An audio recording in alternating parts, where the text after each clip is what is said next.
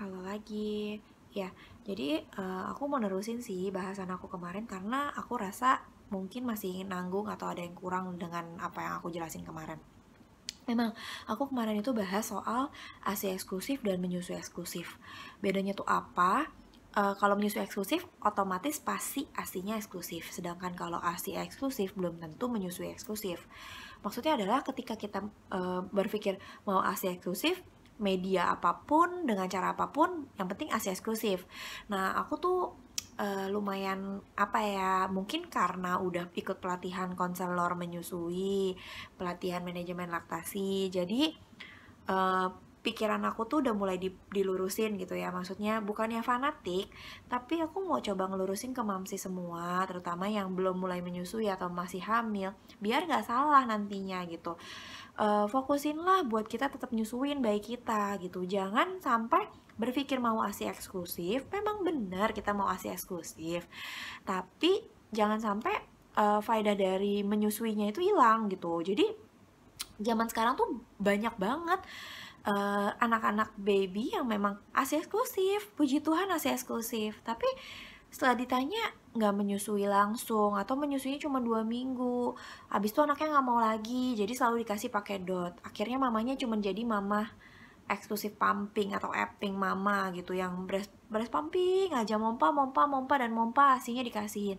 Good, memang dengan asinya itu asinya eksklusif good tanpa ada susu lain. Oke, aku setuju banget, asi itu memang baik banget. Tapi alangkah baiknya lagi kalau memang mamanya tetap bisa nyusuin ya, karena momen menyusuinya itu yang seperti aku udah katakan gak akan terulang. Ya mungkin anak pertama gitu, terus nanti anak kedua bisa nyusuin langsung, ya kan kasihan anak pertamanya. Atau bondingnya itu penting banget loh, karena beda banget ya, aku mau bilang loh, beda banget em, yang cuma pumping-pumping aja sama yang menyusui dan ditambah pumping. Memang hasil pumpingnya bisa dipera. Aku pribadi dari zaman Kenneth ya, bukannya nggak ada sama sekali ya, aku sama sekali sharing tuh sama sekali nggak ada niat buat menjatuhkan, menyalahkan, nggak sama sekali. Aku cuman mau berbagi apa yang aku punya, apa yang aku pengalamanku gitu.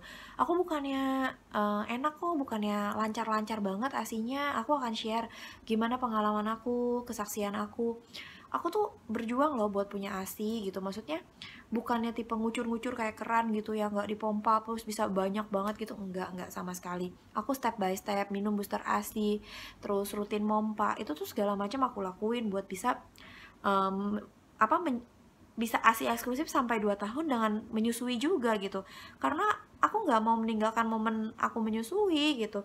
Ketika kita lagi nenenin anak tuh ya, bondingnya tuh berasa banget, dan itu tuh berpengaruh banget sama hormon di dalam tubuh kita, dan hormon itulah yang mancing buat produksi lebih banyak.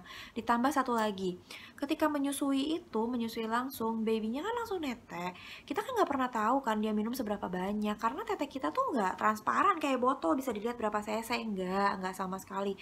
Jadi kita cuman bisa lihat dia kenyang atau enggak. Ketika babynya bisa pulas tidur, dia minum banyak, habis itu dia pulas tidur, itu berarti dia kenyang.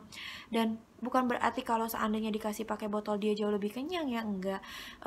Kadang orang-orang bilang kalau pakai botol tuh enak sih, bisa lebih banyak gitu. Ya iya, kita tuh paksain dia, kita takerin ya 120, 150. Enggak, karena lambung setiap baby tuh eh, berkembangnya beda-beda kan. Dan apa ya, ada yang rakus banget, ada yang memang pengen banyak, kuat banget minumnya, ada yang enggak gitu. Jadi nggak bisa disamaratain 100% semua bayi itu sama gitu. Memang kalau dari penelitian ya mungkin kurang lebihnya ya sekitar sekian mili perkembangan lambungnya. Iya memang, tapi ya dilurusin dulu gitu loh mindsetnya, jangan sampai salah pikir gitu, salah paham, karena zaman sekarang itu banyak mama-mama yang salah banget gitu.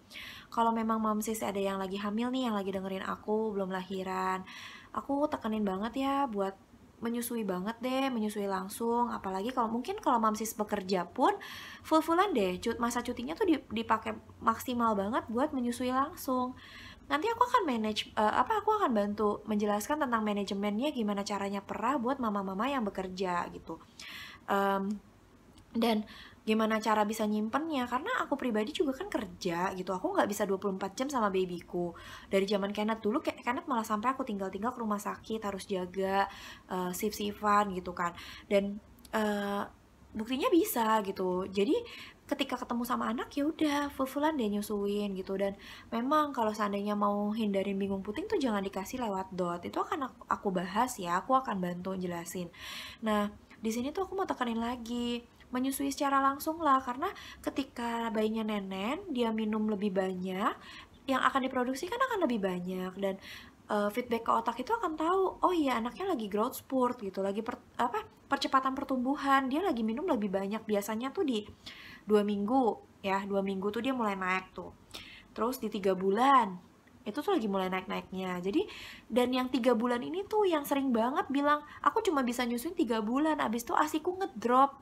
Nah itu karena salah kaprah gitu loh, karena mereka pikir apa ya, kalau saat lagi dinyusuin terus dipompa hasilnya kok jadi dikit gitu. Padahal bukannya kayak gitu, karena pas dinyusuin langsung yang diminum itu lebih banyak. Jadi ketika kalian perah itu, ketika kita perah, hasil yang dapat tuh otomatis jadi lebih sedikit, kesannya jadi turun gitu kan, padahal bukan itu gitu. Dan ini akan aku bahas juga ya, maksudnya nanti tips banyak ASI gimana gitu kan.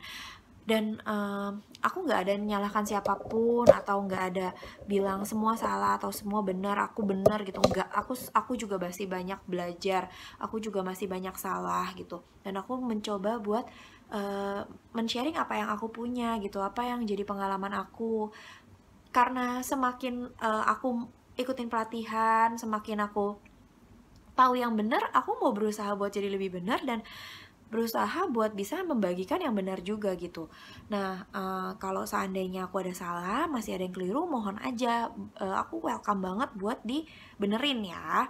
Nah, jadi sekali lagi aku cuma mau bilang gitu, jadi eksklusif breast pumping, it means like Asia eksklusif itu kan bagus gitu kan, Asia eksklusif, tapi bukan berarti dia nggak menyusui eksklusif gitu kan.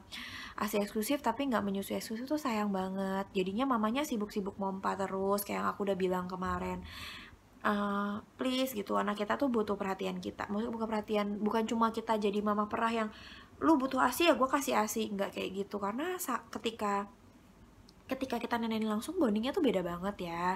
So kalau seandainya mama-mama yang masih hamil, aku tekenin sekali lagi kalau boleh dilurusin dulu, menyusui langsung lah. Kalau memangnya full di rumah juga buat apa gitu, mompa-mompa banyak-banyakin, toh anak kita tercukupi aja.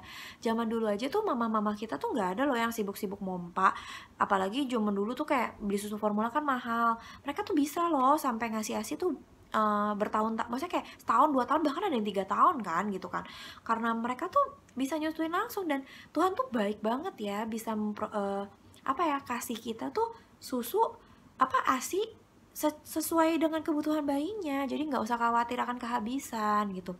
Sekarang trennya lagi mompa-mompa tuh memang buat produksi biar lebih lancar, biar kita bisa nyimpen. Kalau kita lagi perlu pakai yang perah, kita pakai. Tapi ketika kita lagi bareng baby, ya udah kita aja. Toh ada gentongnya gitu kan, kasarnya kita punya gentong nih kiri kanan, dan itu bisa langsung dipakai dan steril loh ya.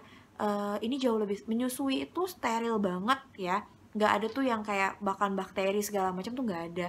Payudara kita tuh steril loh di dalam sana gitu. Jadi Tuhan tuh baik banget, udah disiapin semuanya buat bayi kita. Well, mungkin di video ini, di part kedua ini, sekali lagi aku tekenin ya, kalian boleh mompa, aku akan ajarin gimana manajemen pompanya buat para mama yang bekerja. Kemudian nanti yang penting menyusuinya dulu gitu ya. Udah sih itu aja yang aku tekenin. Nanti abis ini aku akan bahas gimana bingung puting, gimana manajemen perahnya, gimana buat tipe-tipe, buat bagaimana bisa sukses menyusui buat newborn, bisa sukses ASI. Ya karena saat-saat di rumah sakit itu juga pelik banget ya. Oke, itu dulu aja. Sekali lagi semangat menyusui. Kalian mama hebat, kita semua mama hebat. Salam buat mengasihi selalu. Ya udah, bye bye. Sampai jumpa lagi. Nanti aku akan bikin video-video lagi. Semoga video ini berguna. Kiranya Tuhan berkati kita semua. Oke? Bye.